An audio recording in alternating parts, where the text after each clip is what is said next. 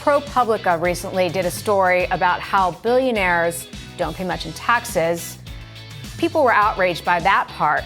But the question was, how did ProPublica get all this information from the IRS? Good question. ProPublica's reporting was part of a major tax leak, which is now under investigation and referred to the FBI as the probe continues to grow.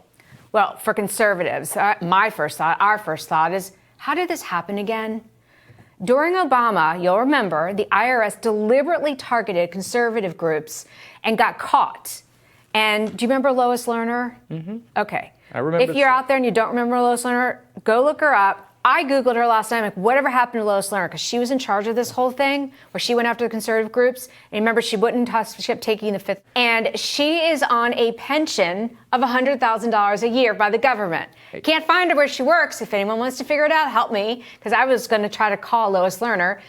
Well, we're back. Lois Lerner's not at the IRS, but the IRS is spilling all of our tax returns again and taking advantage of their power. Now, the goal of all this, in my view, was to make all of us angry that all the billionaires don't pay taxes, right? Because that's what we all spent all last week being upset about. Like, billionaires don't pay taxes and we're paying our taxes and we pay our fair share, blah, blah, blah. Well, actually, the real issue is, forget Bezos and his gazillions, he doesn't pay taxes. The real issue is this is a major crime. And the FBI needs to investigate into how these IRS records, and it's like 15 years of them, suddenly gets dumped to ProPublica. How did it get out? Imagine if it was yours. The public needs to know what the IRS is doing with our returns. Look, if they can give you Jeff Bezos' return, they're going to give you yours, they're going to give mine. As soon as they get mad about something, we've established it's not Lois Lerner, but someone in there, and so that's what the FBI is going to investigate. But well, they can give mine. I'm fine with that, and if I run for office, I'll turn them out. I don't care. Mine's on TurboTax, so if you want to break in, go ahead. But here's the deal. I don't disparage billionaires for becoming billionaires. That's great. You want to become a billionaire, you're ultimately successful, and you have major ideas that change the world like all of these gentlemen have, right? The gentlemen and ladies. But the real problem here is what is going on with wealth for average Americans, okay? And if you look at the last 15 to 20 years where people over the age of 40, when they start to really get into quote unquote their earning years, okay, their income and net worth has gone up about $65,000, okay? Their tax bill, $62,000. While at the same time, billionaires, okay, have increased their net worths quadrupled times in many cases. And you know what they're paying here? I'm going to read it to you what they're paying. Warren Buffett, 10% true tax rate. Okay? Jeff Bezos, 0.98% tax rate, less than 10. Mike Bloomberg, 1.3%. And Elon Musk, 3.27%. Pardon me, it was 0.10% and 0.98%. Now, when that is the actual tax rates that people are paying, it's a major, major problem, right? Like, if all the dollar bills are in one section of the table and that table section keeps growing and growing and growing while the rest of us keep fighting over a smaller and smaller allotment and we have to pay in to the dealer every time, we lose. And that's going on. I don't have any problem with billionaires. I have a problem with the fact that they don't have to pay a fair share of their taxes. I'm just looking at my own facts. I promise you. I'm listening because I'm like, let's debate taxes for a minute because I'm trying to find... I'm a business owner. I don't want to pay more taxes than I absolutely have to. I employ people, and so I appreciate people who say, look, corporate tax rates should be X, Y, or Z. The problem is people who have incredible net worths game the system. And how are they getting the system set up so that they can game it? I mean, they gain it because they have really expensive accountants that we can't afford to figure this all out. And look, I'm a big proponent of the flat tax. Like, one postcard, this amount, that would be great. I don't know why we can't ever get to that. And even last year, we couldn't even get to that. But here's my point, and I can't Google it fast enough.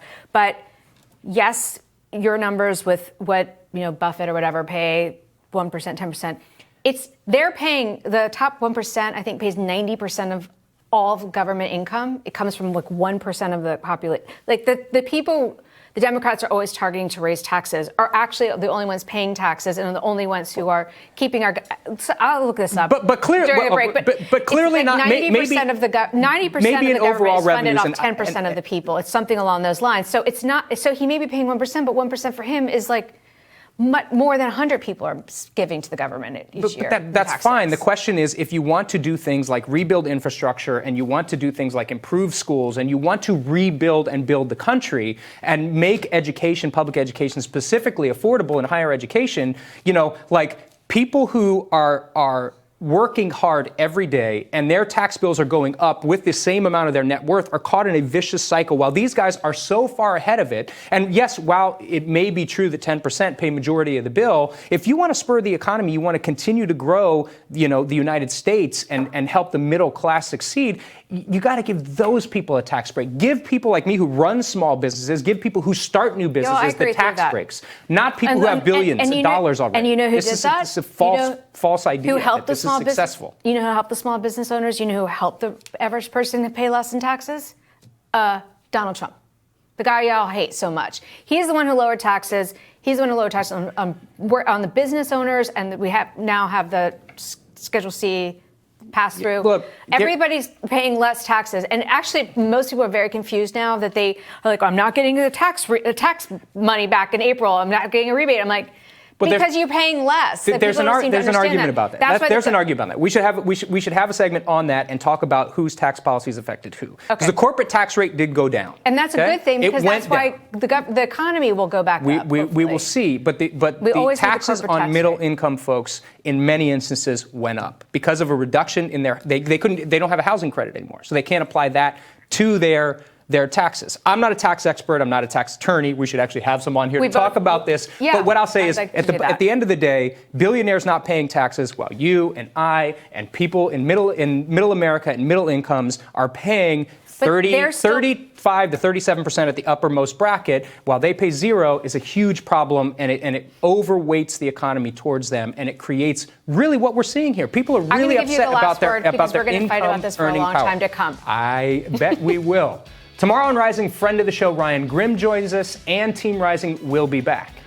And we're also going to speak to the president of the Center for the Study of Partisanship and Ideology.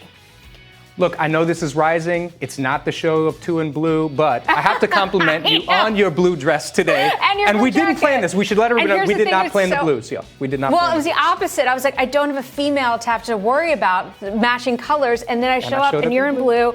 And then producer Chris comes in and says it's Flag Day. So I'm like, I have failed as a conservative. I was going to wear red. That's what Republicans wear. And then I thought, no, if we want to get along, I could have worn purple. I don't have a red suit. I really thought this all through, and we ended up looking like two blueberries. Happy Flag Day, y'all.